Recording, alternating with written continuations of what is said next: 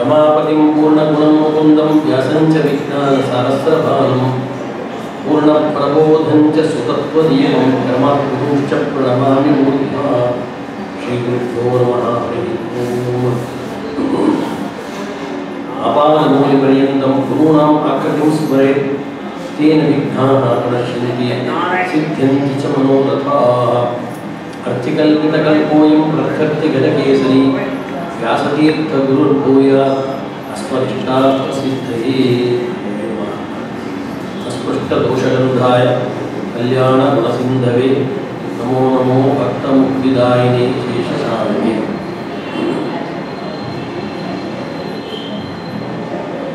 ಶ್ರೀಮದಾಚಾರ್ಯರು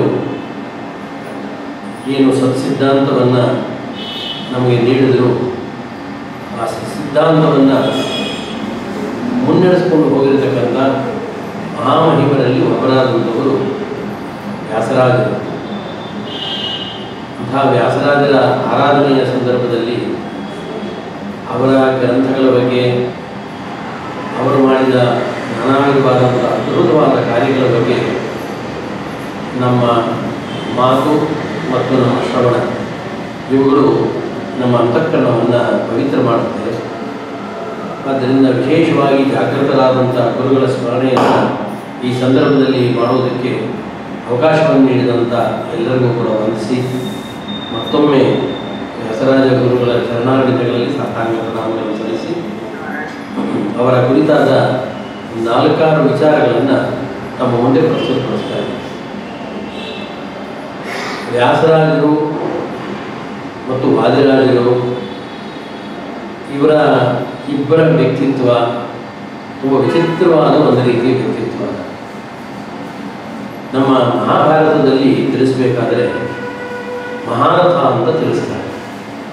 ಮಹಾರಥರು, ರಥರು, ಅರ್ಧರಥ ಅಂತೆಲ್ಲ ಆ ಸೇನೆಯಲ್ಲಿ ಯುದ್ಧ ಮಾಡತಕ್ಕಂಥ ವ್ಯಕ್ತಿಗಳಿದ್ದರು. ಮಹಾರಥ ಅಂತಂದರೆ ಭಾರೀ ದೊಡ್ಡದಾದ ರಥವನ್ನು ಹೊಂದಿದಂಥವನಿಗೆ ಮಹಾರಥ ಅಂತ ಹೆಸರಲ್ಲ. 19 ಸಹಸ್ರಾಣಂ ಯೋಧಯತ್ಯಸ್ಸ ಧನ್ವಿನಾಂ ಶಸ್ತ್ರಶಾಸ್ತ್ರಪ್ರವೀಣಶ್ಚ ಮಹಾರಥ ಇತಿ ಸ್ಮೃತಃ ಅಂತಿರೋದು.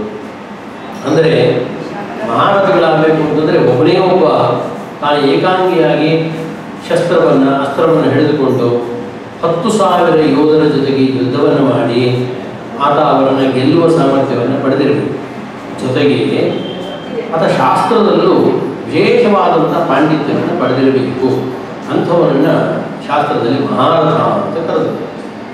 ಹಾಗೆ ಮಹಾರಥಗಳು ಯಾರು ಅಂತಂದರೆ ನಮ್ಮ ಶಾಸ್ತ್ರದಲ್ಲೂ ಶ್ರೀಮದ್ ಆಚಾರ್ಯರ ತರುವಾಯದಲ್ಲಿ ನಮಗೆ ಕಂಡುಬರುವಂಥವರು ಒಂದು ವ್ಯಾಸರಾಜರು, ವಾದಿರಾಜರು, ವಿಜಯೇಂದ್ರರು ಮೊದಲಾದರು ಮಹಾನೀಯರು.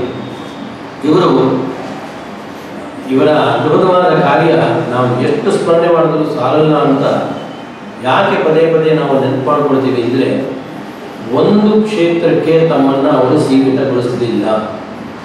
ಅನೇಕ ವ್ಯಕ್ತಿಗಳಿರ್ತಾರೆ, ಅವರನ್ನು ನೋಡಿದಾಗ ನಾವು ಅಂತೀವಿ ಅವರು ಮಲ್ಟಿ ಟ್ಯಾಲೆಂಟರ್ ಅಂತ ಅಂತಾರೆ. ಈ ಕಾಲದಲ್ಲಿ ನಾನಾ ವಿಧವಾದ ಪ್ರತಿಭೆಗಳವರಲ್ಲಿರುತ್ತೆ.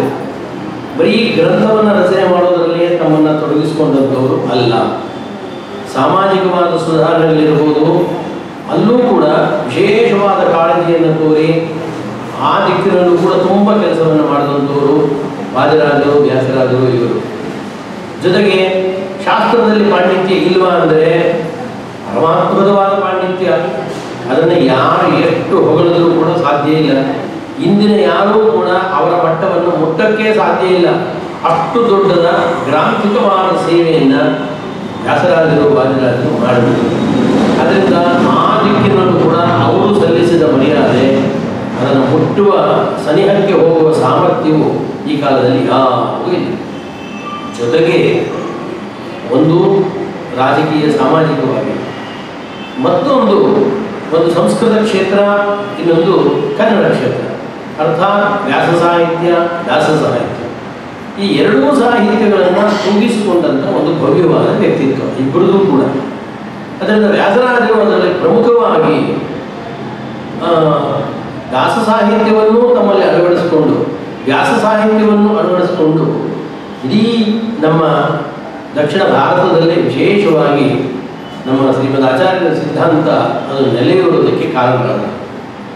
ವಾದಿರಾಜರು ಇದೇ ಕೆಲಸವನ್ನು ಮಾಡಿದಂಥವ್ರು. ಅವರು ಕೂಡ ವಾದಿರಾಜರಿಗಿಂತ ಮತ್ತೊಂದು ವಿಶೇಷತೆ ವ್ಯಾಸರಾಜರಲ್ಲಿ ಕಂಡು ಬರೋದೇನು ಅಂತಂದರೆ, ಸ್ವತಃ ದಾಸ ಸಾಹಿತ್ಯಕ್ಕೆ ವಿಶೇಷವಾದ ಕೊಡುಗೆಯನ್ನು ಕೊಟ್ಟರು ನಿಜ, ಜೊತೆಗೆ ಒಂದು ದೊಡ್ಡ ಪರಂಪರೆಯನ್ನು ನಿರ್ಮಾಣ ಮಾಡಿದ ಕೀರ್ತಿ ಅದು ವ್ಯಾಸರಾಜರಿಗೆ ಸಲ್ಲುತ್ತೆ. ವಾದಿರಾಜರು ತುಂಬ ಕೀರ್ತನೆಗಳನ್ನು ಮಾಡಿದರು. ಆದರೆ ವಾದಿರಾಜರ ನಂತರದಲ್ಲಿ ಅವರ ಅನುಯಾಯಿಗಳು ಅಂತ ಅನುಸರಿಸಿಕೊಂಡು ಒಂದು ದೊಡ್ಡ ಪಡೆ ಅವರು ನಿರ್ಮಾಣ ಮಾಡಿದ್ದಾರೆ. ಅವರಿಗೆ ಅವರದೇ ಆದಂತಹ ಶ್ರೀಕೃಷ್ಣನ ಪೂಜೆ, ಪರ್ಯಾಯ, ಇದರ ಒಂದು ವ್ಯವಸ್ಥೆಯ ವಿಶೇಷವಾದ ಜವಾಬ್ದಾರಿ ಅವರಿಗಿತ್ತು. ವ್ಯಾಸರಾಜರು ಹಾಗಲ್ಲ. ಅವರು ತಾವು ಕನ್ನಡದಲ್ಲಿ ಪದ್ಯಗಳನ್ನು ರಚನೆ ಮಾಡಿದ್ರು. ಸಂಸ್ಕೃತದಲ್ಲಿ ಯಾರಿಗೂ ಜೀರ್ಣ ಮಾಡಿಕೊಳ್ಳೋಕ್ಕೆ ಆಗದೇ ಇದ್ದಂಥ ಪರಮತೀಯರು ಕೂಡ ಬೆಕ್ಕಸ ಬೆರಗಾಗಿ ಇಂಥ ಅದ್ಭುತವಾದ ಸಾಮರ್ಥ್ಯ ಅಂತ ಮುಕ್ತ ಕಂಠದಿಂದ ಅವರನ್ನು ಕೊಂಡಾಡಿದಂಥ ಅದ್ಭುತವಾದ ಸಾಹಿತ್ಯವನ್ನು ನಮಗೆ ನೀಡಿದರು.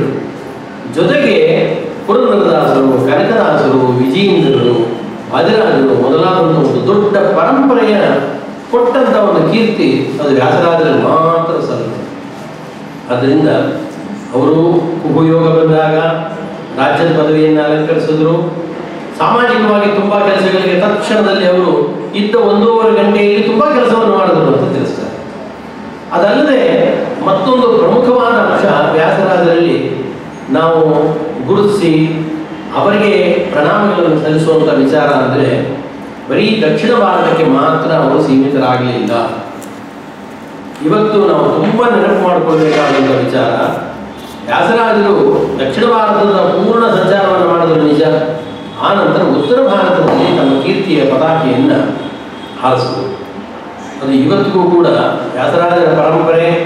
ಅವರು ಅಲ್ಲಿ ಹೋಗಿ ಅಲ್ಲಿಯ ಭಕ್ತರನ್ನು ನೋಡಿ ಅಲ್ಲಿ ತಮ್ಮ ಸನ್ಯಾಸಿ ಶಿಷ್ಯರನ್ನು ಇಟ್ಟರು.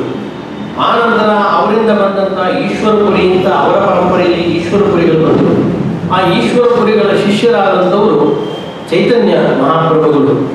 ಆ ಚೈತನ್ಯದ ಪರಂಪರೆ ಅವರು ಗುರುತಿಸ್ಕೊಳ್ಬೇಕಾದ್ರೆ ಇವತ್ತಿಗೂ ಕೂಡ ಗೌಡ ಮಾಧವೀಯ ಮಠ ಅಂತ ಕರೆಸ್ಕೊಳ್ತಾರೆ. ಅದು ಗೌಡ ಮಠ, ಗೌಡ ದೇಶಕ್ಕೆ ಸಂಬಂಧಪಟ್ಟ. ಆದರೆ ಮಾಧ್ವ ಪರಂಪರೆಯನ್ನು ಅಪ್ಪಿಕೊಂಡಂಥ ಮಠ ಅದು ಗೌಡ ಮಾಧ್ವ ಮಠ ಅದು. ಆದ್ದರಿಂದ ಮಧ್ವಾಚಾರ್ಯರಿಗೆ ಸಂಬಂಧಪಟ್ಟ ಮಠ ಅದು ಬಂಗಾಳದಲ್ಲಿ ತುಂಬ ಶಾಶ್ವತವಾಗಿ ನೆಲೆಯುವುದಕ್ಕೆ ಮುಖ್ಯವಾಗಿ ಕಾರಣಭೂತರಾದಂಥವರು ವ್ಯಾಸರಾಜ. ಅದರಿಂದ ಯಾಕೆ ಇದನ್ನು ಪದೇ ಪದೇ ಒತ್ತಿ ಹೇಳ್ತೀವಿ ಅಂದರೆ, ನಾವು 4 ಗೋಡೆಗಳ ಮಧ್ಯೆ ಮಾತ್ರ ಕುಳಿತು ಇವತ್ತು ನಮ್ಮ ಶ್ರೀಮದ್ ಆಚಾರ್ಯರ ಚಿಂತನೆಗಳನ್ನು ಇವತ್ತು ಹಂಚಿಕೊಳ್ತಾ ಇದ್ದೀವಿ, ಮಧುಮತವನ್ನು ಪ್ರಸಾರ ಮಾಡ್ತಾ ಇದ್ದೀವಿ. ಆದರೆ ಯಾವತ್ತು ವ್ಯಾಸರಾಜರು ಚೈತನ್ಯ ಸಂಪ್ರದಾಯಕ್ಕೆ ಒಂದು ವಿಶೇಷವಾದ ನಾಂದಿಯನ್ನು ಹಾಡಿದ್ರು, ಅವರು ರಸ್ತೆಗಳಿಗೆ ಬಂದರು, ಬೀದಿಗಳಲ್ಲಿ ಬಂದರು, ಹರೇಕೃಷ್ಣ ಪಂಥವನ್ನು ಕಟ್ಟಿಕೊಂಡರು, ದಾರಿಗಳಲ್ಲಿ ನರ್ತನವನ್ನು ಮಾಡಿದ್ರು. ತನ್ಮುಖಾಂತರವಾಗಿ ಶ್ರೀಮದಾಚಾರ್ಯರ ತತ್ವವನ್ನು ಇಡೀ ನಮ್ಮ ಭಾರತ ದೇಶದಲ್ಲ ಸಮಗ್ರ ಪ್ರಪಂಚದಲ್ಲಿ ಹರಡಿಬಿಟ್ರು. ಇಂಥ ಒಂದು ಕೆಲಸ ವ್ಯಾಸರಾಜರು ಅಲ್ಲಿ ಹೋಗಿ ಅಲ್ಲಿದ್ದ ದೊಡ್ಡ ದೊಡ್ಡ ವಿದ್ವಾಂಸರನ್ನು ಸೋಲಿಸಿ, ಆನಂತರ ಚೈತನ್ಯ ಪ್ರಭುಗಳು ಏನಿದ್ದಾರೆ ಅವರ ಗುರುಗಳು ಆದಂಥವರು ವ್ಯಾಸರಾಜರು. ಅದರಿಂದ ವ್ಯಾಸರಾಜರ ಪರಂಪರೆಯಿಂದ ಆ ಒಂದು ಕೀರ್ತಿ ಅಲ್ಲಿ ಮೂಡೋದಕ್ಕೆ ಸಾಧ್ಯವಾಯಿತು. ಅದಕ್ಕೆ ಮೂಲ ನಾಂದಿ ಹಾಡಿದಂಥವರು ವ್ಯಾಸರಾಜರು. ಅವರ ಪರಂಪರೆಯಲ್ಲಿ, ಚೈತನ್ಯದ ಪರಂಪರೆಯಲ್ಲಿ ಬಂದಂಥವರು ಇವತ್ತಿಗೆ ಭಕ್ತಿ ಪ್ರಭುಪಾದರು ಮಾಡಿದ ಕೆಲಸ ನಮ್ಮ ಕನಸು ಮನಸ್ಸಿನಲ್ಲೂ ನೆನೆಸೋಕ್ಕೆ ಆಗದೇ ಇದ್ದಂಥ ಕೆಲಸ. ಎಂಥ ದೊಡ್ಡ ಕೆಲಸ ಮಾಡಿಬಿಟ್ರು ಅಂದರೆ ವ್ಯಾಸರಾಜರನ್ನ ಈ ಸಂದರ್ಭದಲ್ಲಿ ನೆನಪು ಮಾಡಿಕೊಳ್ಳೋದು, ಅಂಥ ಒಂದು ಪಂಥವನ್ನು ಹುಟ್ಟುಹಾಕಿದ್ರಲ್ಲ ಇವರು ಅಂತ. ಯಾಕೆಂದರೆ ಪ್ರಭುಪಾದರು ತಮ್ಮ 68-69ನೇ ಇಸ್ವಿಗೆ ಅಮೇರಿಕಾ ದೇಶಕ್ಕೆ ಒಂದು 40-50 ರೂಪಾಯಿ ಹಿಡ್ಕೊಂಡು ಪ್ರಯಾಣ ಮಾಡಿ, ವಯಸ್ಸಾಗೋಗಿ 70 ಸನಿಹದಲ್ಲಿ ಹೋಗಿ, ಯಾವ ಕಾಸು ಇಲ್ಲದೆ, ಬಿಡಿಗಾಸು ಕೈಯಲ್ಲಿ ಇಲ್ಲದೆ ಅಪರಿಚಿತವಾದಂತಹ ದೇಶಕ್ಕೆ ಹೋಗಿ ಅಲ್ಲಿ 101 ಕೃಷ್ಣನ ಮಠಗಳನ್ನು ಕಟ್ಟಿಬಿಟ್ಟರು. 101 America, Germany, Japan, France, Russia, England ಇಲ್ಲೆಲ್ಲ 101 ಕೃಷ್ಣನ ದೇವಸ್ಥಾನಗಳನ್ನು ಕಟ್ಟಿದ್ರು. ಅದು ಎಷ್ಟು ದಿನದಲ್ಲಿ ಅಂದರೆ 10 ವರ್ಷಗಳಲ್ಲಿ ಮಾತ್ರ. ಒಂದು ಕಡೆಯಲ್ಲಿ ಅವ್ರಿಗೆ ಗೊತ್ತಿದೆ, ನಾನು ಹೇಳಬೇಕು ಅಂತಿಲ್ಲ, 2,000-3,000 ಎಕರೆ ಜಾಗ ಇರುವಂಥ ದೊಡ್ಡ ದೊಡ್ಡ ಮಠಗಳನ್ನು ಇವತ್ತು ವಿದೇಶಗಳಲ್ಲಿ ಪ್ರಭುಪಾದರು ನಿರ್ಮಾಣ ಮಾಡಿದರು. ಆದರೆ ಇವತ್ತಿಗೂ ಕೂಡ ಆ ಪರಂಪರೆಯವರು ಪೂಜ್ಯ ಭಾವನೆಯಿಂದ ನಿಮ್ಮ ಗುರು ಪರಂಪರೆಯನ್ನು ಹೇಳಿದರೆ ಮೊದಲು ಮಧ್ವಾಚಾರ್ಯ ಹೆಸರನ್ನು ಹೇಳ್ತಾರೆ, ಆನಂತರ ತಮ್ಮ ಪರಂಪರೆಯನ್ನು ಹೇಳ್ಕೊಡ್ತಾರೆ. ಆ ಪರಂಪರೆಯನ್ನು ಹೇಳಿಕೊಂಡು ಮಾಧ್ಯಮವನ್ನು ಅನುಸರಣೆ ಮಾಡಿಕೊಂಡು ಬಂದರು. ಆದ್ದರಿಂದ ಇವತ್ತು ಇಡೀ ಜಗತ್ತಿನಲ್ಲಿ ವ್ಯಾಪಿಸೋದಕ್ಕೆ ಒಂದು ದೃಷ್ಟಿಯಲ್ಲಿ ಉತ್ತರ ಪ್ರದೇಶಕ್ಕೆ, ಉತ್ತರ ಭಾಗಕ್ಕೆ ಹರಡಿ ಅಲ್ಲಿ ವ್ಯಾಸರಾಜರು ಏನು ಅಲ್ಲಿದ್ದಂಥ ಬೇರೆ ಬೇರೆಯ ಮತೀಯ ವಿದ್ವಾಂಸರುಗಳನ್ನು ಸೋಲಿಸಿ ತಮ್ಮ ಏನು ಒಂದು ಮತವನ್ನು ಸ್ಥಾಪನೆ ಮಾಡಿದ್ರು, ಅದರ ಫಲವಾಗಿ ಇವತ್ತು ಇಡೀ ಸಮಗ್ರ ವಿಶ್ವದಲ್ಲಿ ಮಾಧ್ವ ಮತ ಇವತ್ತು ಉಳಿಯೋದಕ್ಕೆ ಸಾಧ್ಯವಾಯಿತು. ಆದ್ದರಿಂದ ಅನೇಕ ಜನ ವಿದಾಶೀಯರು ವಿಶೇಷವಾಗಿ ಗೋಪೀಚಂದ್ರವನ್ನು ಹಂಚಿಕೊಂಡು ಭಕ್ತಿಯಿಂದ ಕೃಷ್ಣನ ಹಾಡುಗಳನ್ನು ಹಾಡಿಕೊಂಡು ಎಲ್ಲ ಕಡೆಯಲ್ಲೂ ಇವತ್ತು ಭಕ್ತಿ ಪ್ರಸಾರವನ್ನು ಮಾಡ್ತಾ ಇದ್ದಾರೆ.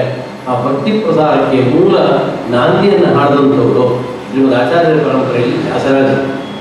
ಆದ್ದರಿಂದ ವ್ಯಾಸರಾಜರ ಈ ಕೊಡುಗೆ ನಾವು ಎಂದೆಂದೂ ಮರೆಯೋಕ್ಕೆ ಸಾಧ್ಯ ಇಲ್ಲ. ಇವತ್ತು ಭಾರತದಲ್ಲಿ ನೂರಾರು ಚೈತನ್ಯ ಪಂಥದ ಕೃಷ್ಣ ಮಠಗಳು ಇವತ್ತು ಹುಟ್ಟುಕೊಂಡು ಬಂದು ದೊಡ್ಡ ದೊಡ್ಡ ದೇವಸ್ಥಾನಗಳು ತಮಗೆಲ್ಲ ಗೊತ್ತಿದೆ. ಇದೆಲ್ಲದಕ್ಕೂ ಮೂಲ ಸ್ಫೂರ್ತಿ ಇದು ವ್ಯಾಸರಾಜ. ಅದರಿಂದ ಈ ಒಂದು ಭವ್ಯವಾದ ಒಂದು ದೂರದೃಷ್ಟಿ ಅವರ ಕಲ್ಪನೆ. ಆನಂತರ ಶಾಸ್ತ್ರದ ವಿಚಾರದಲ್ಲಿ ದೊಡ್ಡ ವ್ಯಕ್ತಿತ್ವ ಅವರದು. ಎಷ್ಟು ದೊಡ್ಡ ವ್ಯಕ್ತಿತ್ವ ಅಂದರೆ ಅಲ್ಲಿ ಹೋಗಿ ಉತ್ತರ ಭಾರತಕ್ಕೆ ಹೋಗಿ ಕಾಶಿಯಲ್ಲಿದ್ದಂಥ ಪಕ್ಷಧರ ಮಿಶ್ರನನ್ನು ತರ್ಕಶಾಸ್ತ್ರದಲ್ಲಿ ಸೆಲೆಬೆಳೆದಂಥವ್ರು. ಅವನ ಆನಂತರದಲ್ಲಿ ಉದ್ಗಾರವನ್ನು ತೆಗೆದಿದ್ದು ಯದಧೀತಂ ತದಧೀತಂ ಯದನಧೀತಂ ತದಪ್ಯಧೀತಂ ಪಕ್ಷಧರ ಮಿಶ್ರ ನಾಮೇಕ್ಷಿ ನವೀನ ವಿನಾ ನವೀನಂ ವ್ಯಾಸೇನ ಅಂತ. ಪಕ್ಷಧರ ಮಿಶ್ರ ಅವನ ವಿಪಕ್ಷ. ಅವನು ಹೇಳ್ತಾನೆ, ನನ್ನ 2 ವಾಕ್ಯಗಳನ್ನು ಈ ನವೀನ ವ್ಯಾಸರು ಬಂದು ಕತ್ತರಿಸಿ ಹಾಕಿದ್ರು ಅಂತ. ಆದರೆ ಇದರಲ್ಲಿ ಸ್ವಾರಸ್ಯಕರವಾದ ಅಂಶ ಅಂದರೆ, ಒಂದು ಮಾತೃಶಾಸ್ತ್ರದ ಪ್ರಮೇಯಗಳನ್ನು ಹೇಳಿಕೊಂಡು ಅವನ ಅದ್ವೈತವಾದವನ್ನು ಖಂಡನೆ ಮಾಡಿದ್ದಲ್ಲ. ತರ್ಕಶಾಸ್ತ್ರದಲ್ಲಿ ಮಹಾ ದಿಗ್ಗಜ ಪಂಡಿತರು ಅಂತ ಕರೆಸ್ಕೊಂಡಂಥ ಅವರನ್ನು, ಗದಾಧರ ಭಟ್ಟರನ್ನು ಅವರ ತರ್ಕಶಾಸ್ತ್ರದಲ್ಲೇ ಸೋಲಿಸಿ ಅದರ ಬಗ್ಗೆ ಒಂದು ವಿಶೇಷವಾದ ತರ್ಕತಾಂಡವ ಅನ್ನೋ ಗ್ರಂಥವನ್ನು ರಚನೆ ಮಾಡಿದಂಥವ್ರು. ಅವರಿಗೆ ಎಷ್ಟು ಪ್ರಭಾವ ಬೀರಿತು ಅಂದರೆ, ವ್ಯಾಸರಾಜರನ್ನು ನೋಡಿ ನವೀನ ವ್ಯಾಸ ಅಂತ ಕರೆದಿದ್ದಂತೆ ಪಕ್ಷಧರ ಮಿಶ್ರ ಅವನು ಹೇಳ್ತಾನೆ, ಇಂಥ ಅದ್ಭುತವಾದ ಒಂದು ಪ್ರತಿಭೆಯನ್ನು ಸೃಷ್ಟಿ ಮಾಡಿದಂಥ ಗುರುಗಳು ಯಾರು, ನಾನು ಆ ಗುರುಗಳನ್ನು ದರ್ಶನ ಮಾಡಬೇಕು ಅಂತ ಹೇಳಿ ಅಲ್ಲಿಂದ ಅವನು ಉತ್ತರ ಭಾರತದಿಂದ ಬಂದು ಮುಳುಬಾಗಿಲಿನಲ್ಲಿರ್ತಕ್ಕಂಥ ಶ್ರೀಪಾದರಾಜರ ದರ್ಶನವನ್ನು ಮಾಡಿಕೊಂಡ. ಅಂದರೆ ಶ್ರೀಪಾದ ಗುರುಗಳ ದರ್ಶನವನ್ನು, ಅಂದರೆ ವ್ಯಾಸರಾಜರನ್ನ ಸಿದ್ಧ ಮಾಡಿದಂಥ ಶ್ರೀಪಾದರಾಜರೇನಿದ್ದಾರೆ ಅವರ ದರ್ಶನವನ್ನು ಮಾಡಿಕೊಂಡು ಅವನು ಹೇಳ್ತಾನೆ, ನನ್ನ ಮನಸ್ಸು ಈಗ ತೃಪ್ತಿಯನ್ನು ಹೊಂದಿತು. ಎಂಥ ದಕ್ಷಿಣ ಭಾರತದಲ್ಲಿ ತರ್ಕದ ಹೆಸರಿಲ್ಲ ಅಂತ ಅಂದುಕೊಂಡಿದ್ದರೆ ತರ್ಕಶಾಸ್ತ್ರವನ್ನು ಪೂರ್ಣವಾಗಿ ನಿರಾಕರಣೆ ಮಾಡಿದಂಥ ಮಹಾದಿಗ್ಧಂತೆ ಪಂಡಿತರುಗಳು ದಕ್ಷಿಣ ಭಾರತದಲ್ಲಿದ್ದಾರೆ ಅಂತ ಹೇಳಿ ಇಡೀ ದಕ್ಷಿಣ ಭಾರತಕ್ಕೆ ಕೀರ್ತಿಯನ್ನು ತಂದುಕೊಟ್ಟಂಥ ಒಂದು ದೊಡ್ಡ ಕೊಡುಗೆ ಅದು ವ್ಯಾಸರಾಜ. ಆದ್ದರಿಂದ ವ್ಯಾಸರಾಜರದು ಒಂದು ಕ್ಷೇತ್ರ ಅಂತಲ್ಲ, ಹಲವು ಕ್ಷೇತ್ರಗಳಲ್ಲಿ ಅದು ಕೂಡ ಅಪ್ರತಿಮವಾದ ಅದರ ಲಕ್ಷ್ಯವನ್ನು ಭೇದಿಸಿದಂಥ ಒಂದು ಕೀರ್ತಿಯವರು, ತುದಿಯನ್ನು ಮುಟ್ಟಿದಂಥ ಕೀರ್ತಿಯವರು. ಆದ್ದರಿಂದ ಅಂಥ ವ್ಯಾಸರಾಜರು ತುಂಬ ಸರಳರು. ಹೌದು, ಇವತ್ತಿಗೆ ನಮ್ಮದೊಂದು ಕಲ್ಪನೆ ಇದೆ. ಇವತ್ತು ನಮಗೇನು ಕಲ್ಪನೆ ಇದೆ ಅಂದರೆ, ನಾವು ಭಗವದ್ಗೀತೆ ಚೆನ್ನಾಗಿ ಉಪನ್ಯಾಸ ಮಾಡ್ತೀವಿ, ಆನಂತರ ಭಗವದ್ಗೀತೆ ಎಲ್ಲ ಹೇಳ್ತೀವಿ. ಕೂಡಲೇ ನಮ್ಮ ಮನಸ್ಸಿಗೆ ಬರೋದೇನು ಅಂದರೆ, ಕನ್ನಡದಲ್ಲಿ ಒಂದು ಅನುವಾದ ಮಾಡಿಕೊಂಡು ಭಗವದ್ಗೀತೆಯನ್ನು ಹಂಚಿಬಿಡೋಣ. ಈಗ ಬೇಡಾರ ಸ್ವಾಮಿಗಳು ಒಂದು ಯಾವುದೋ ಒಂದು ಪ್ರತಿಷ್ಠಾನ ಮಾಡಿಕೊಂಡ್ರು, ಬೇರೆ ಬೇರೆ ಮಠಗಳಲ್ಲಿ ಒಂದು ಪ್ರತಿಷ್ಠಾನ ಮಾಡಿಕೊಂಡ್ರು, ಕನ್ನಡದಲ್ಲಿ ಆ ಕೃತಿಗಳನ್ನು, ಸರ್ವಮೂಲ ಕೃತಿಗಳನ್ನು ಅನುವಾದ ಮಾಡೋದು ಶುರು ಮಾಡೋದು. ಇದಕ್ಕೆ ಮೂಲ ನಾಂದಿ ಹಾಡಿದಂಥವರು ವ್ಯಾಸರಾಜ. ಆ ಕಾಲದಲ್ಲಿ ಅವರ ಮನಸ್ಸಿಗೆ ಬಂದ್ಬಿಟ್ಟು ಭಗವದ್ಗೀತೆಯನ್ನು ಕನ್ನಡದಲ್ಲಿ ಯಾಕೆ ಬರೀಬಾರದು ಅಂತ ಮನಸ್ಸಿಗೆ ಬಂದವರು. ಅಂದರೆ ಈ 300, 400, 500 ವರ್ಷದ ಹಿಂದಿನ ಕಲ್ಪನೆಯನ್ನು ನಾವು ಮಾಡಿಕೊಳ್ಬೇಕು. ಈಗ ನಾವು ಕನ್ನಡದಲ್ಲಿ ಅನುವಾದ ಮಾಡೋಣ, ಎಲ್ಲರಿಗೂ ಹಂಚೋಣ, ಕನ್ನಡದಲ್ಲಿ ನಮ್ಮ ಮಧುಶಾಸ್ತ್ರವನ್ನು ತಿಳ್ಕೊಳ್ಳೋಣ. ಈಗಿನ ಆಲೋಚನೆ ಈ ಕಾಲಕ್ಕೆ ಸರಿಯಾಗಿದೆ. ಆದರೆ ಆ ಕಾಲದಲ್ಲಿ ಇಂಥ ಒಂದು ಅತ್ಯದ್ಭುತವಾದ ಆಲೋಚನೆ ಬಂತಲ್ಲ ಅವರಿಗೆ, ವ್ಯಾಸರಾಜರ ಮನಸ್ಸಿನಲ್ಲಿ ಇಂಥ ಒಂದು ಹೊಸದಾದ ಹೊಳಹು ಹೊಳಿತಲ್ಲ, ಅದಕ್ಕೆ ನಾವು ಆಶ್ಚರ್ಯಪಡಬೇಕು. ಅದನ್ನು ಕೂಡ ಸರಳವಾದ ಪದ್ಯಗಳಲ್ಲಿ ಪ್ರಾಸಭರಿತವಾಗಿ ಆ ಕಾಲದ ನಾಟಕಗಳಲ್ಲಿ ಬರುವ ಪದ್ಯಗಳಂತೆ ಭಗವದ್ಗೀತೆಯನ್ನು ರಚನೆ ಮಾಡಿ ಸಣ್ಣ ಸಣ್ಣ ಪದಗಳಲ್ಲಿ ರಚನೆ ಮಾಡಿ ವ್ಯಾಸರಾಜರು ಜಗತ್ತಿಗೆ ಕೊಟ್ಟರು. ಅಂದರೆ ಇನ್ನು ಮುಂದೆ ಈ ಈ ರೀತಿಯಾದ ಒಂದು ಕ್ರಮವನ್ನು, ಅನುಮಾನದ ಕ್ರಮವನ್ನು ಮುಂದುವರಿಸಬೇಕು ಅನ್ನೋದಕ್ಕೆ ನಾಂದಿಯನ್ನು ಹರಿದಂಥವರು ಕೂಡ ವ್ಯಾಸರಾಜ. ಇಷ್ಟಲ್ಲದೆ ಅವರು ತುಂಬ ಹಾಸ್ಯಪ್ರಿಯರು ವ್ಯಾಸರಾಜರು. ಮಹಾ ದೊಡ್ಡ ದಿಗ್ಧಂತಿ ವಿದ್ವಾಂಸರು ನಿಜ. ಅಷ್ಟು ದೊಡ್ಡ ಸಾಮಾಜಿಕ ಕಾರ್ಯಗಳನ್ನು ಮಾಡಿದ್ರು, ರಾಜಗುರುಗಳಾದಂಥವ್ರು. ಕನ್ನಡದಲ್ಲಿ ಪದ್ಯಗಳನ್ನು ಬರೆದ್ರು ನಿಜ. ಅವರು ಒಂದೇ ಒಂದು ಸಣ್ಣ ಪದ್ಯದ ಒಂದು ಸಾಲ ಹೇಳ್ತಾ ಇದ್ದೇನೆ. ಅವರು ತಿಳಿಸ್ತಾರೆ, ಅವರು ಅನೇಕ ಕಡೆಗಳಲ್ಲಿ ಅವರ ಶಿಷ್ಯರುಗಳು ಬೇಕಾದಷ್ಟು ಜನ ಸನ್ಯಾಸಿ ವರ್ಗದ ಶಿಷ್ಯರುಗಳಿದ್ದರು. ಪಾವನ ಮಠ ಕಟ್ಟಿದ್ರು. ಅಲ್ಲಲ್ಲಿ ಈ ರೀತಿಯಾದ ಉಪನ್ಯಾಸಗಳನ್ನು ಬೇಕಾದಷ್ಟು ಏರ್ಪಡಿಸ್ತಿದ್ರು ವ್ಯಾಸರಾಜ. ಇದು ಹೇಗೆ ಗೊತ್ತಾಗುತ್ತೆ ನಮಗೆ ಅಂತಂದರೆ, ಅವರ ಪದ್ಯದಲ್ಲಿ ಒಂದು ಕಡೆಯಲ್ಲಿ ಬರೀತಾರೆ, ನಿದ್ರೆ ಬರುತ್ತಿದೆ, ನಿದ್ದೆ ಬರುತ್ತಿದೆ ನೋಡಿರಿ. ಅವ್ರು ಹೇಳ್ತಾರೆ, ನಿದ್ದೆ ಬರುತ್ತಿದೆ ಅನಿರುದ್ಧನ ಸೇವೆಗೆ ವಿಘ್ನವ ಮಾಡುವ ನಿದ್ರೆ ಬರುತ್ತಿದೆ ನೋಡಿ ಅಂತ ಬರೀತಾರೆ. ನೋಡಿ ನಿದ್ದೆ ಬರ್ತಾ ಇದೆ. ಅವ್ರು ಹೇಗೆ ಬರೀತಾರೆ ಅಂತಂದ್ರೆ, ಸೂರ್ಯೋದಯ ಇದೆ, ಸೂರ್ಯಾಸ್ತದವರೆಗೆ, ಸೂರ್ಯೋದಯ ಆರಂಭ ಮಾಡಿಕೊಂಡು ಸೂರ್ಯಾಸ್ತ ಆಗುವ ತನಕ ಪಗಡೆಯ ಆಡುತ್ತಾ, ಪಂಜಿನ ಆಟವ ಆಡುತ್ತಾ, ಪಗಡೆ ಆಡೋದು ಶುರು ಮಾಡ್ತೀವಿ, ಪಂಜಿನ ಆಟ ಆಡೋದು ಶುರು ಮಾಡ್ತೀವಿ, ನಿದ್ದೆನೇ ಬರೋಲ್ಲ. ಆಟದಲ್ಲಿ ನಮ್ಮ ಮನಸ್ಸೇನಾದ್ರು ಹೊರಟೋದ್ರೆ ಒಂದು ಚೂರು ನಿದ್ದೆ ಬರಲ್ಲ. ಅದೇ ಹರಿಕಥಾ ಶ್ರವಣವ ಮಾಡುವಾಗ ಎಲ್ಲಿಲ್ಲಂತ ನಿದ್ದೆ ಆವರಿಸಿ ಗುರುಗುಟ್ಟುತ್ತಾ ಅವ್ರು ಹೇಳ್ತಾರೆ, ಹರಿಕಥಾ ಶ್ರವಣ ಮಾಡೋದಕ್ಕೆ ಪುರಾಣ ಪ್ರವಚನಕ್ಕೆ ಅಂತ ಕೂತ್ಕೊಳ್ತಂದ್ರೆ ಎಲ್ಲೆಲ್ಲೇ ಇರತಕ್ಕಂಥ ನಿದ್ದೆಯನ್ನು ಒಂದು ಆವರಿಸ್ಕೊಂಡು ಗುರುಗುರು ಅಂತ ಹೊರಕೆ ಶಬ್ದವನ್ನು ಮಾಡ್ತಾ ಬಂದು ಕೂತ್ಕೊಂಡು ಬಿಡ್ತಾರೆ. ಅವ್ರು ಹೇಳ್ತಾರೆ, ಇಲಿಯನ್ನ ಹೊಂಚು ಹಾಕೋದಕ್ಕೆ ಬೆಕ್ಕು ಸದ್ದಿಲ್ಲದೆ ಹೇಗೆ ಬಂದು ಅದನ್ನು ಹಿಡ್ಕೊಂಡ್ಬಿಡುತ್ತೋ ಹಾಗೆ ಪ್ರಯತ್ನ ಪಟ್ಟು ಯಾರು ಕೂಡ ಆಸೆ ಪಟ್ಟು ನಿದ್ದೆ ಮಾಡೋಲ್ಲ. ಅವ್ರಿಗೆ ಗೊತ್ತಿಲ್ಲದೆ ಇದ್ದಂಗೆ ನಿದ್ದೆ ಅವರನ್ನು ಆವರಿಸ್ಕೊಂಡ್ಬಿಡುತ್ತೆ.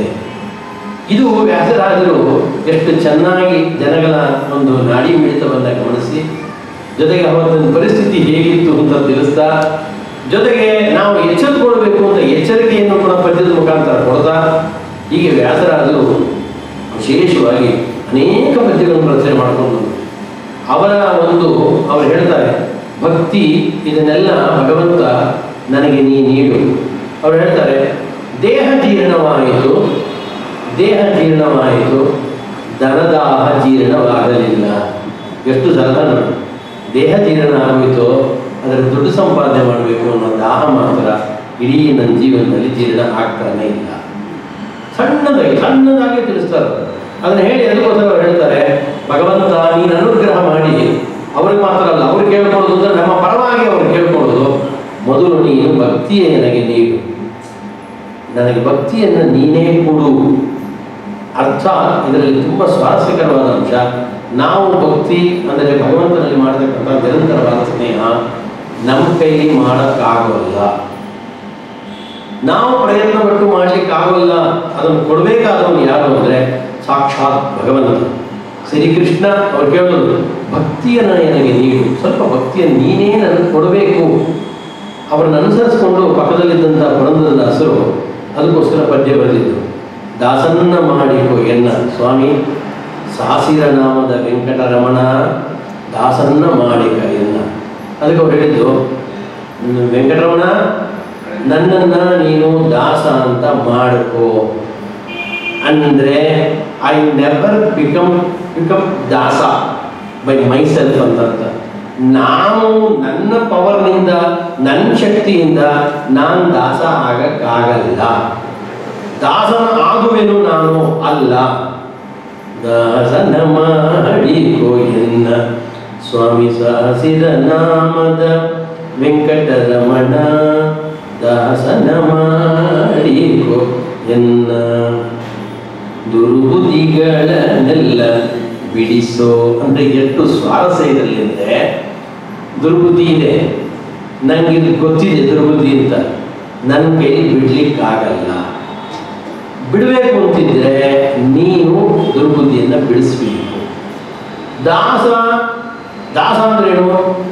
ಅವನ ಅನುಚರ, ಅವನ ಕೃತ್ಯ. ಅದು ಆಗಬೇಕು ಅಂದ್ರೆ ನನ್ನ ಕೈಲಿ ಆಗಲ್ಲ. ನಾನು ದಾಸನ ವೇಷ ಬೇಕಾದ್ರೆ ಹಾಕ್ಕೋಬೋದು, ತಲೆಗೊಂದು ಪೇಟ ಕಟ್ಕೊಳ್ಬೋದು, ಕೈಯಲ್ಲಿ ಒಂದು ಜೋಳಿಗೆ ಹಾಕ್ಕೊಳ್ಬೋದು, ಅಕ್ಷರಾಂಗ ಹಾಕ್ಕೊಂಡು ದ್ವಾದಶ ಕುಂಡ್ರಗಳನ್ನು ಧರಿಸ್ಕೊಳ್ಬೋದು, ಜೋಳಿಗೆ ಹಿಡ್ಕೊಳ್ಬೋದು, ತಂಬೂರಿ ಹಿಡ್ಕೊಳ್ಬೋದು.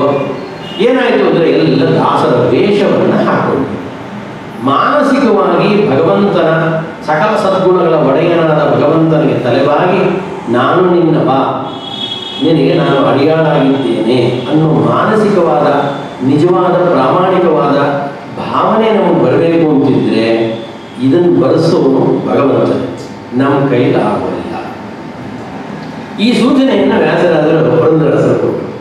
ಪುರಂದರದಾಸರು ಅದನ್ನು ಪದ್ಯ ಮಾಡಿ ಅದಕ್ಕೋಸ್ಕರ ನೋಡಿ, ದುರ್ಬುದ್ಧಿಗಳನ್ನೆಲ್ಲ ನಾನು ಬಿಟ್ಬಿಡ್ತೀನಿ ಅಂದ್ರ ಇಲ್ಲ, ದುರ್ಬುದ್ಧಿಗಳನ್ನೆಲ್ಲ ಬಿಡಿಸೋ, ನಿನ್ನ ಚರಣ ಕಮಲವೆನ್ನ ಶಿರದಲ್ಲಿ ತೊಡಿಸೋ, ಚರಣ ಸೇವೆ ಎನಗೆ ಕೊಡಿಸೋ.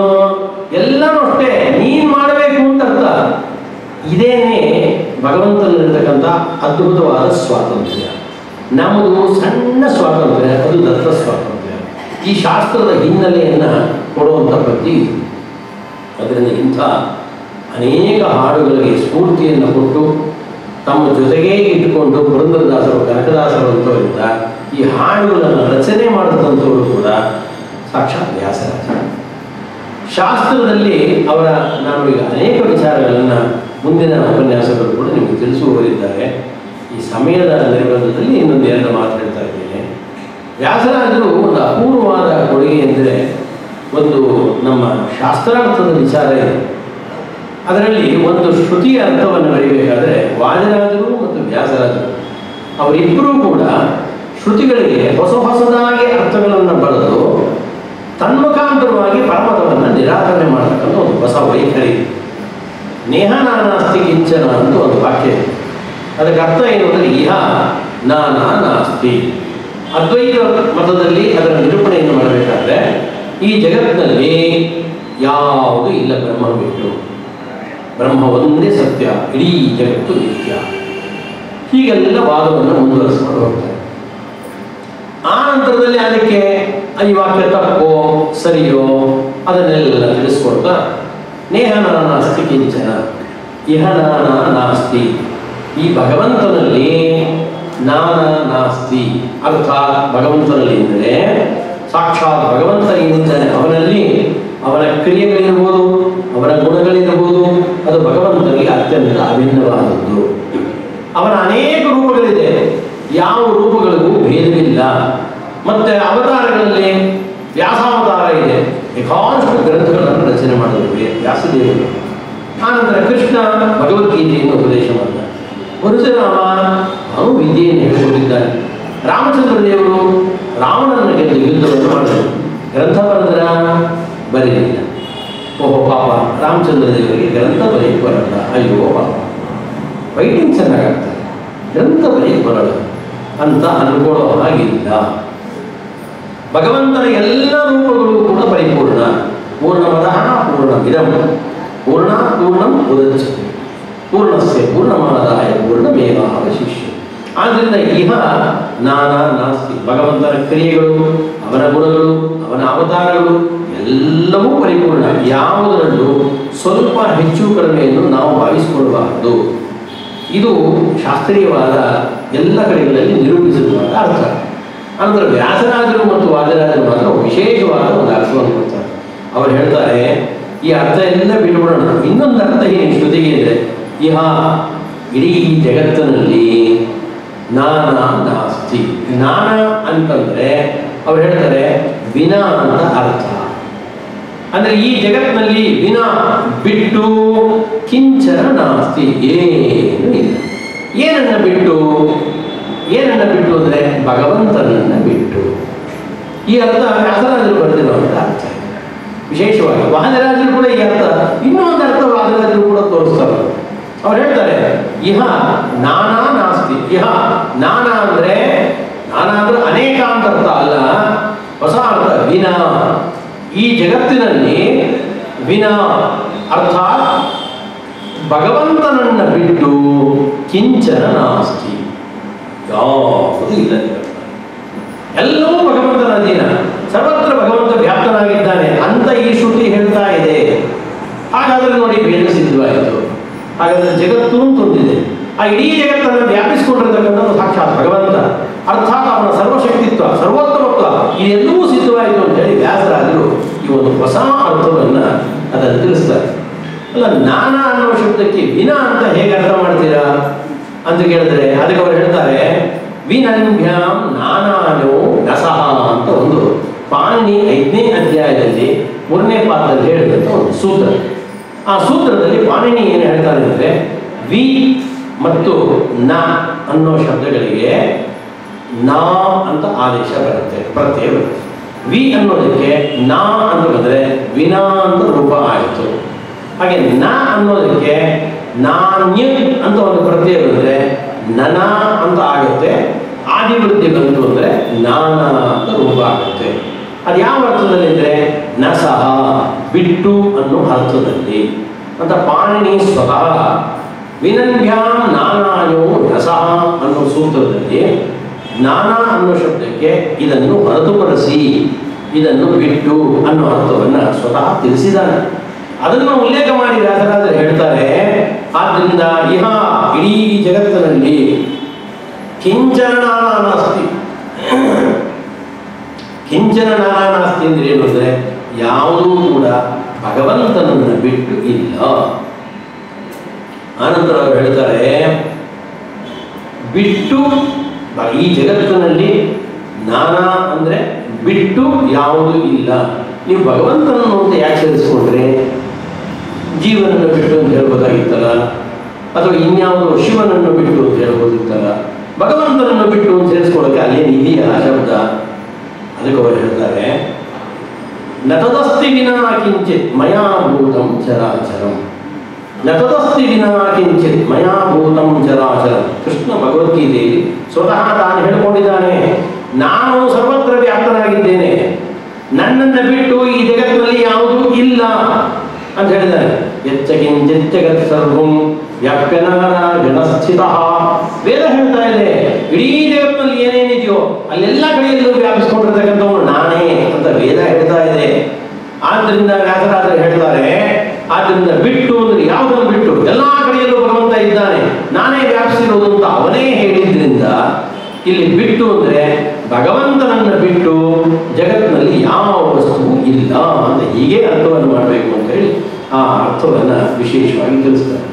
ಆ ನಂತರ ವಾದಿರಾಜರು ಕೂಡ ಇದನ್ನ ಇನ್ನೂ ಸ್ಪಷ್ಟ ಮಾಡಿ, ಇನ್ನೊಂದು ಸಣ್ಣ ಟ್ವಿಸ್ಟ್ ಮಾಡಿ ಇಲ್ಲೇ ಇನ್ನೊಂದು ಅರ್ಥವನ್ನು ತಿಳಿಸ್ತಾರೆ. ಅವ್ರು ಹೇಳ್ತಾರೆ, ಇಹ ಬಿಟ್ಟು ನಾನಾ ಕಿಂಚನ ನಾಸ್ತಿ. ಇದನ್ನ ಬಿಟ್ಟು ಏನೂ ಇಲ್ಲ ಅಂದ್ರೆ ಏನು?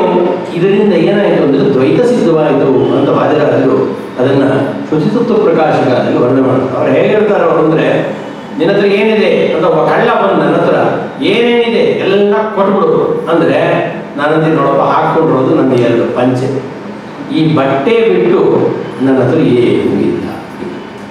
ಇಷ್ಟು ಹೇಳಿದ ಕೂಡಲೇ ಹಾಗಾದ್ರೆ ನನ್ನ ಹತ್ರ ಬಟ್ಟೆ ಇದೆ ಅಂತ ಖಾತ್ರಿ ಆಯ್ತು. ಅದಕ್ಕೆ ಅವ್ರು ಹೇಳ್ತಾರೆ, ವಾದಿರಾಜರು ಹೇಳ್ತಾರೆ, ಇಹ ಈ ಜಗತ್ತಿನಲ್ಲಿ ಯಾವ್ಯಾವುದಿದೆ ಅಂದರೆ ಬ್ರಹ್ಮ, ವೇದಗಳು, ಮನುಷ್ಯರು, ಜಗತ್ತು, ಪ್ರಕೃತಿ, ಅಹಂಕಾರ ಇದೆಲ್ಲ ಇದೆ. ಇದನ್ನು ಬಿಟ್ಟು ಇನ್ನೇನು ಇಲ್ಲ. ಇದನ್ನು ಬಿಟ್ಟು ಅಂದರೆ ಹಾಗಾದ್ರೆ ಇದೆಲ್ಲ ನನ್ನ ಹತ್ರ ಈ 2 ನನ್ನ ಬಟ್ಟೆ ಇದೆ ಅಂತಂಗೆ, ಇದನ್ನು ಬಿಟ್ಟು ಇನ್ನೇನು ಇಲ್ಲ ಅಂದರೆ ಹಾಗಾದ್ರೆ ಇಡೀ ಇದೆಲ್ಲ ಇದೆ ಅಂತ ಹೇಳ್ದಂಗಾಯ್ತು. ಹಾಗಾದ್ರೆ ಇಡೀ ಜಗತ್ತು ಒಂದು ಸತ್ಯ ಅಂತ ಹೇಳ್ದಂಗಾಯ್ತು. ಆದ್ದರಿಂದ ಹೀಗೆ ನೇಹನಾಸ್ತಿ ಕಿಂಚನ ಅನ್ನೋ ಶ್ರುತಿಯನ್ನು ಹೇಳಬೇಕಾದ್ರೆ ಈ ಒಂದು ಹೊಸದೇ ಆದಂಥ ಒಂದು ಅರ್ಥವನ್ನು ಕೊಟ್ಟುಬಿಡ್ತಾರೆ ಇವರು. ಆದ್ದರಿಂದ ಇಹ ಇಡೀ ಜಗತ್ತಿನಲ್ಲಿ ನಾನಾ ನಾಸ್ತಿ ಕಿಂಚನ ನಾನಾ ನಾಸ್ತಿ ಅಂದರೆ ಭಗವಂತನ ಬಿಟ್ಟು ಈ ಜಗತ್ತಿನಲ್ಲಿ ಏನೂ ಇಲ್ಲ, ಎಲ್ಲ ಭಗವಂತನ ಅಧೀನ. ಭಗವಂತ ಸರ್ವವ್ಯಾಪ್ತನಾದವನು. ಇಂಥ ಒಂದು ವಿಶೇಷವಾದ ಅರ್ಥವನ್ನು ನ್ಯಾಯಾಮೃತದಲ್ಲಿ ವ್ಯಾಸರಾಜರು ಅವುಗಳನ್ನು ನಿರೂಪಣೆ ಮಾಡ್ತಾರೆ. ಹಾಗೆ ಅನೇಕ ಲೌಕಿಕವಾದ ನ್ಯಾಯಗಳನ್ನು ವ್ಯಾಸರಾಜರು ಉಪಯೋಗಿಸ್ತಾರೆ. ಆ ಎಲ್ಲ ಉಪಯೋಗಿಸಿ ನ್ಯಾಯಗಳನ್ನು ಉಪಯೋಗಿಸಿ ಅವರು ಹೇಳ್ತಾರೆ, ಭಗವಂತನ ಅಸ್ತಿತ್ವ, ಅವನ ಸರ್ವೋತ್ತಮತ್ವ, ಅವನು ಆಪ್ತಕಾಮನಾದವನು, ಇದನ್ನೆಲ್ಲ ಸಾಧನೆ ಮಾಡಿ ಈ ಜಗತ್ತು ಯಾಕೆ ಸೃಷ್ಟಿ ಆಯಿತು, ಯಾಕೆ ಮಾಡ್ದ ಅನ್ನೋ ಇದಕ್ಕೆ ಚಂದ್ರಿಕಾದಲ್ಲಿ ಅವರು ಹೇಳೋದು, ಅವ್ರು ಹೇಳ್ತಾರೆ, ದೇವಶೇಷ ಸ್ವಭಾವೋಳಿ. ಪ್ರಯೋಜನ ಇದೆಯಾ ಭಗವಂತನಿಗೆ?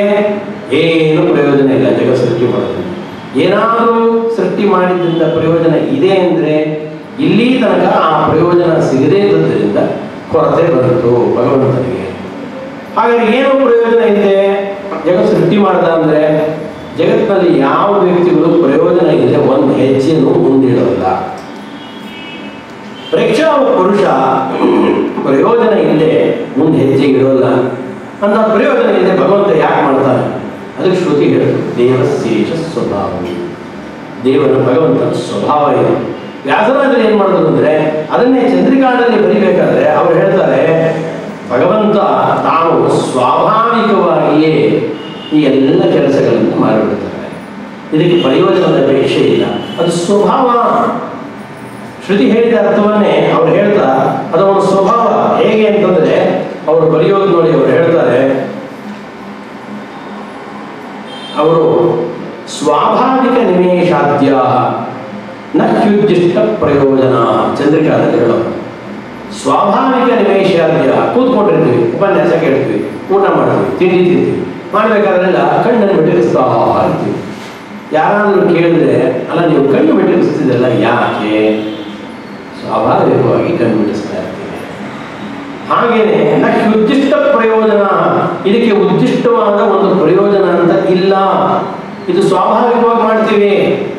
ನಾನು ಪ್ರವಚನ ಮಾಡೋ ಸಂದರ್ಭದಲ್ಲಿ ನೋಡಿ ಕೈ ಹಿಂಗಂತ ಹೇಳ್ತೀನಿ, ಇದು ಸತ್ಯ ಹೀಗಂದೆ. ಅಂದರೆ ಯಾರು ಹೇಳೋದು ಸಾರ ನೀವು ತಾವು ಪ್ರವಚನ ಮಾಡ್ತಾರೆ ಹೀಗಂದ್ರಲ್ಲ, ಅದು ಯಾಕೆ? ಹಂಗೇನೋ ನೀವು ಪ್ರಶ್ನೆ ಕೇಳಿದ್ರೆ ನಾನು ನಿಮ್ಮನ್ನು ಪ್ರಶ್ನೆ ಕೇಳ್ತೀನಿ, ನೀವು ಉಪನ್ಯಾಸ ಕೇಳ್ಬೇಕಾದ್ರೆ ಅಂದ್ರಲ್ಲ ತಲೆ ನಡೆಸಿದ್ರಲ್ಲ ಅದು ಯಾಕೆ ಅಂತ ನಾನು ಪ್ರಶ್ನೆ ಕೇಳ್ತೀನಿ. ಆದ್ದರಿಂದ ನಾನು ಕೈ ಹೀಗೆ ಮಾಡೋದಕ್ಕೂ ನೀವು ಪ್ರವಚನ ಮಾಡಿದಾಗ ನಿದ್ರೆಯಿಂದಲ್ಲ, ಕೇಳಿಕೊಂಡೆ ಸ್ವಲ್ಪ ಹೊಟ್ಟಿಂದ ಹಿಂಗೆ ತಲೆ ಅಲ್ಲಾಡಿಸಿದ್ದಕ್ಕೂ ಯಾವ ಪ್ರಯೋಜನವೂ ಇಲ್ಲ. ಹಾಗೆ ಭಗವಂತ ಯಾವ ಪ್ರಯೋಜನ ಇಲ್ಲದೆ ಅವನ ಸ್ವಭಾವ ಇಡೀ ಜಗತ್ತನ್ನು ಸೃಷ್ಟಿ ಮಾಡುವುದು. ಆದ್ದರಿಂದ ಅದಕ್ಕೆ ಯಾವ ವಿಧವಾದಂಥ ಭಗವಂತನಿಗೆ ಯಾವ ದೋಷಗಳು ಬರೋಲ್ಲ, ಅಥವಾ ಸರ್ವೋತ್ತಮನಾಗಿರ್ತಕ್ಕಂಥವನು. ಆದ್ದರಿಂದ ಅವರು ಹೇಳ್ತಾರೆ ಯಥಾಸತಃ ಅಂತ ಭಗವಂತನ ಸ್ವಭಾವದ ನಿರೂಪಣೆಯನ್ನು ಮಾಡಿಕೊಂಡು ಹೀಗೆ ಭಗವಂತ ಜಗತ್ತನ್ನು ಸೃಷ್ಟಿ ಮಾಡ್ತಾನೆ. ಆಪ್ತಕಾಮಸ್ಯ ಕಾಸ್ಪೃಹ. ಆಪ್ತಕಾಮನಾದಂಥ ಭಗವಂತ ಅವನಿಗೆ ಏನು ಆಸೆ ಇದೆ? ಏನು ಆಸೆಗಳು ಜಗತ್ತಿನಲ್ಲಿಲ್ಲ. ಅದರಿಂದ ಇಂಥ ಭಗವಂತನನ್ನು ಬಳಸ್ಕೊಳ್ಳೋಣ, ಭಗವಂತನನ್ನು ಹೊತ್ಕೊಳ್ಳೋಣ. ಅಲ್ಲ, ಭಗವಂತನ ಅಸ್ತಿತ್ವವನ್ನು ಏನಾದರೂ ನಾವು ಅಂಗೀಕಾರ ಮಾಡಿದ್ರೆ ಊರಲು ಹೋಗೋ ಮಾರಿ ತಂದು ಮೈ ಮೇಲೆ ಹಾಕೊಂಡಂಗೆ ಸುಮ್ಮನೆ ಭಗವಂತನ ಅಸ್ತಿತ್ವ ತಂದುಕೊಂಡ್ರೆ ಮೈ ಮೇಲೆ ಸ್ವಲ್ಪ ಭಾರ ಆಗಲ್ವೇ ಅಂತ ವ್ಯಾಸರಾಜರು ಕೇಳ್ತಾರೆ. ಅದಕ್ಕೆ ಅವರು ಚಂದ್ರಿಕಾದಲ್ಲಿ ಹೇಳ್ತಾರೆ ಭಗವಂತನ ಅಸ್ತಿತ್ವವನ್ನು ಒಪ್ಪಿಕೊಂಡ್ರೆ ನಾವು ಉದ್ಧಾರ ಆಗುತ್ತೆ. ನಾವು ಬೇಕು ಅಂತ ನಮ್ಮ ಉದ್ದೇಶಕ್ಕೋಸ್ಕರ, ಮೋಕ್ಷದ ಉದ್ದೇಶಕ್ಕೋಸ್ಕರ ಭಗವಂತ ಅನ್ನೋ ಒಂದು ವಸ್ತುವನ್ನು, ಅರ್ಥಾತ್ ಭಗವಂತನನ್ನ ನಮ್ಮ ಮನಸ್ಸಿನಲ್ಲಿ ನಾವು ತಂದುಕೊಂಡು ಆರಾಧನೆ ಮಾಡ್ತೀವಿ. ಇದು ನಮಗೆ ಭಾರ ಆಗೋಲ್ಲ. ಯಾಕೆ ಹೇಳ್ತಾರೆ ಅಂದರೆ ಅವ್ರು ಹೇಳ್ತಾರೆ ಬಂಗಾರ ಇದೆ, ಬೇಕಾದಷ್ಟು ಬಂಗಾರ. ನಿಜವಾಗ್ಲೂ ಕುತ್ತಿಗೆಗೆ ಒಂದು 25 ಪವನ್ ಬಂಗಾರ ಹಾಕ್ಕೊಂಡ್ರೆ ಮೊದಲಿಗೆ ನಮ್ಗೆ ಹೆಂಗಿತ್ತೋ ಅದಕ್ಕಿಂತ ಖಂಡಿತವಾಗ್ಲೂ ಭಾರ ಆಗೇ ಆಗುತ್ತೆ. 25 ಪವನ್ ಸಾರ ಬಂಗಾರ ಹಾಕ್ಕೊಂಡ್ರೆ ಅದು ಹಾಕ್ಕೊಂಡ ವ್ಯಕ್ತಿಗಳಿಗೆ ಏನು ಭಾರ ಅನಿಸಲ್ಲ. ಯಾಕೆ ಅಂದರೆ ಅವರು ಉದ್ದೇಶಪೂರ್ವಕವಾಗಿ ಬಂಗಾರ ಬೇಕು ಅಂತ ಆಸೆಯಿಂದ ತಮ್ಮದನ್ನಾಗಿ ಮಾಡಿಕೊಂಡು ಕುತ್ತಿಗೆ ಹಾಕ್ಕೊಂಡು ಆನಂದವಾಗಿ ಮೆರೆದು ಎಲ್ಲರಿಗೂ ಪ್ರದರ್ಶನ ಮಾಡ್ತಾರೆ. ಈಗ ಏನಾದರೂ ಭಾರ ಆಯ್ತಾ? ಏನು ಭಾರ ಆಗಲ್ಲ. ಅದರಿಂದ ಅವ್ರು ಹೇಳ್ತಾರೆ ಈ ರುಬ್ಕೊಂಡಿದೆಯಲ್ಲ ಕಡಿಯೋಂಥ ಕಲ್ಲು ಇರುತ್ತಲ್ಲ ಹೊರಕಲ್ಲು, ಅದಕ್ಕೆ ಯಾರಾದರೂ ಬಂಗಾರದ ಕವಚ ಹಾಕಿಸಿ ತಲೆ ಮೇಲೆ ಶಿರೋವೇಷಣ ಅಂತ ಇಟ್ಕೊಳ್ಳಿ ಅಂದರೆ ಒಳ್ಳೆ ಬಂಗಾರದ ಹಾಕಿದ್ರೆ ಖಂಡಿತ ಇಟ್ಕೊಂಡ್ಬಿಡ್ತೀವಿ, ಭಾರ ಅಂತ ಅನ್ಸೋದೇ ಇಲ್ಲ. ಯಾಕಂದ್ರೆ ಬಂಗಾರದ್ದು ಸಾಧಾರಣ ಅಲ್ಲ, ಯಾಕೆಂದ್ರೆ ನಾವು ಬೇಕಾಗಿದ್ದು. ಹಾಗೆ ನಮ್ಮ ಉದ್ಧಾರಕ್ಕೋಸ್ಕರ, ನಮ್ಮ ಪ್ರಯೋಜನಕ್ಕೋಸ್ಕರವಾಗಿ ಭಗವಂತ ಅನ್ನೋ ವಸ್ತುವನ್ನ ನಮ್ಮ ಮನಸ್ಸನ್ನು ಹೊತ್ಕೊಂಡ್ರೆ ನಾವು ಭಾರ ಆಗೋದಾದ್ರೂ ಹೇಗೆ? ಅದು ಎಂದೆಂದೂ ಭಾರ ಆಗೋದೇ ಇಲ್ಲ ಅಂತ ವ್ಯಾಸರಾಜರು ತುಂಬ ಚೆನ್ನಾಗಿ ನಿರೂಪಣೆ ಮಾಡ್ತಾರೆ. ಆನಂತರ ಅವರ ಕೊಟ್ಟ ಮತ್ತೊಂದು ಕೊಡುಗೆಯನ್ನು ಮಾತ್ರ ತಿಳಿಸ್ತಾ ಇದ್ದೀನಿ. ಅವರ ಕೊಟ್ಟ ಇನ್ನೊಂದು ಸೃಷ್ಟು ದೀಕ್ಷಾ ಹೋಗುವ ಪರಿಣಾಮ ನಿವೇಶಕ, ಅದೇ ಬುದ್ಧಿ ನಿರಾಶ್ರಿತ ಜನಸ್ಥಿತಿ. ಬುದ್ಧಿ ತನ್ನನ್ನು ಆಶ್ರಯಿಸಿದಂತಹ ಎಲ್ಲ ವ್ಯಕ್ತಿಗಳಿಗೆ ಮೋಕ್ಷವನ್ನು ಕೊಡಬೇಕು ಅನ್ನೋ ಉದ್ದೇಶ, ದಯೆ. ಉಸ್ರಾದೇವ ವತ್ಸಾದು, ಚಂದ್ರಿಕಾದ ಮಾಡಿ ಉಸ್ರಾದೇವ ವತ್ಸಾದು ದಯೆಯೂ ಪ್ರವರ್ತದೆ. ಉಸ್ರ ಅಂದರೆ ಸಂಸ್ಕೃತದಲ್ಲಿ ಗೋವು. ಗೋವು ಅವ್ರು ಹೇಳ್ತಾರೆ ಚಂದ್ರಿಕಾದಲ್ಲಿ, ಗೋವು ಕರು ಇದೆಯಲ್ಲ ಅದಕ್ಕೆ ಹಾಲು ಕೊಡೋದಕ್ಕೆ ಪ್ರವೃತ್ತಿ ಮಾಡುತ್ತೆ, ಏನು ಉದ್ದೇಶ ಇಲ್ಲ. ಅದಕ್ಕೆ ಕೇಳ್ತಾರೆ ವ್ಯಾಖ್ಯಾನಕಾರರು, ಹಸು ತನ್ನ ಕರುವಿಗೆ ಹಾಲು ಕೊಡೋದಕ್ಕೆ ಪ್ರವೃತ್ತಿ ಮಾಡ್ತಾರ ಅಂತ ಯಾಕೆ ಉದಾಹರಣೆ ಕೊಟ್ಟರೆ, ಮನುಷ್ಯರನ್ನ ತಾಯಿ ತನ್ನ ಮಗುವಿಗೆ ಹಾಲು ಕೊಡ್ತಾಳಲ್ಲ ಆ ರೀತಿಯಾಗಿ ಪ್ರವೃತ್ತಿಯಿಂದ ಯಾಕೆ ಬರೀಲಿಲ್ಲ ಅಂದರೆ, ತಾಯಿಯಾದರೂ ಕೂಡ ಹಾಲು ಕೊಡಬೇಕಾದ್ರೆ ಈ ನನ್ನ ಮಗ ಮುಂದೆ ದೊಡ್ಡವನಾಗಿ ನನ್ನೊಂದು ಕಿರೀಟ ಹಾಕ್ತಾನೆ ಬಂಗಾರದ್ದು ಅಂತ ಆಸೆಯನ್ನು ಹೊತ್ಕೊಂಡಿರ್ಬೋದು. ಹಸು ಮಾತ್ರ ಅದು ಪ್ರಾಮಾಣಿಕವಾದದ್ದು. ತನ್ನ ಕರುನ ಸಾಕತ್ತೆ ಯಾಕೆ ಅಂದರೆ ಈ ಕರುವಿನಿಂದ ಮುಂದೆ ತನಗೇನು ಪ್ರಯೋಜನ ಆಗುತ್ತೆ ಅಂತ ಬಯಸೋಲ್ಲ. ಇದು ವ್ಯಾಸರಾಜರು ಹೇಳಿದಂಥ ಮಾತು. ಅದಕ್ಕೋಸ್ಕರ ನಾನು ದನ ದೃಷ್ಟಾಂತ ಕೊಡ್ತಾ ಇದ್ದೀನಿ, ಮನುಷ್ಯರ ದೃಷ್ಟಾಂತ ಕೊಡ್ತಿಲ್ಲ ಅಂತಂದ್ರೆ. ಅದರಿಂದ ಚಂದ್ರಿಕಾದಲ್ಲಿ ಎಂಥ ಮಾತುಗಳು ನೋಡಿ. ಅದರಿಂದ ಅವ್ರು ಹೇಳಿದೆ ಅದರಿಂದ ದನದ ದೃಷ್ಟಾಂತ ಕೊಡ್ತಾರೆ. ಹಾಗೆ ಭಗವಂತ ತನ್ನನ್ನು ಆಶ್ರಯಿಸಿದ ಜನಗಳಿಗೆ ದಯೆಯಿಂದ ಆತ ಪ್ರವೃತ್ತಿ ಮಾಡ್ತಾನೆ. ಆ ದಯೆ ಅನ್ನೋದು ಕೂಡ ಸ್ವಾಭಾವಿಕವಾದ ಪ್ರವೃತ್ತಿ, ಯಾವ ಪ್ರಯೋಜನದ ಆಕಾಂಕ್ಷೆಯೂ ಕೂಡ ಇಲ್ಲ ಅಂತ ತಿಳಿಸ್ತಾರೆ. ಅದರಿಂದ ಇಂಥ ವ್ಯಾಸರಾಜರ ಒಂದು ದೊಡ್ಡ ಇನ್ನೊಂದು ಕೊಡುಗೆ ಅಂದರೆ ಈ ಹಾಡುಗಳಲ್ಲಿ ಇವತ್ತಿಗೂ ನೆನಪು ಮಾಡಿಕೊಳ್ಳುವಂಥದ್ದು, ಕೃಷ್ಣ ನೀ ಬೇಗನೆ ಬಾರೋ. ಚಂಬೈ ವೈದ್ಯನಾಥ್ ಭಾಗವತರಿರ್ಬೋದು, ವೀಣೆ ದೊರಸ್ವಾಮಿ ಅಯ್ಯಂಗಾರ್ ವೀಣೆ ಬಳಸೋರಿರ್ಬೋದು, ವೀಣೆ ಶೇಷನ್ನವರು ಹಿಂದಿನ ಕಾಲದಲ್ಲಿದ್ದರು ಅವರಿರ್ಬೋದು, ಅಥವಾ ಪಿಟಿ ನುಡಿಸುವ ಚೌಡಯ್ಯನವರಿರ್ಬೋದು, ಅವ್ರ ಕಚೇರಿ ಪೂರ್ಣ ಆಗಬೇಕು ಅಂತಿದ್ದಾರೆ ಕರ್ನಾಟಕದಲ್ಲಿ. ಈ ಹಾಡು ಸುಬ್ಬಲಕ್ಷ್ಮಿಯವರಿರ್ಬೋದು, ಇವನು ಫಾರಿನ್ನವರು ಚಂಬೈ ಭಾಗವತರಲ್ಲಿ ಕಲ್ತ್ಕೊಂಡಂಥವನಿದ್ದಾನೆ ಒಬ್ಬ, ಅವನು ಹಾಡುವಂಥ ಕ್ಯಾಸೆಟ್ ಇದೆ. ಆ ಕ್ಯಾಸೆಟ್ನಲ್ಲೂ ಕೂಡ ಕೃಷ್ಣ ನೀ ಬೇಗನೆ ಬರ ಹಾಡಿದೆ. ಈ ಹಾಡಿಲ್ಲದೆ ಕರ್ನಾಟಕದಲ್ಲಿ ಎಂದೂ ಕೂಡ ಅವನ ಸಂಗೀತ ಕಾರ್ಯಕ್ರಮ ಅದು ಪೂರ್ಣತೆಯನ್ನು ಪಡೆಯೋಲ್ಲ.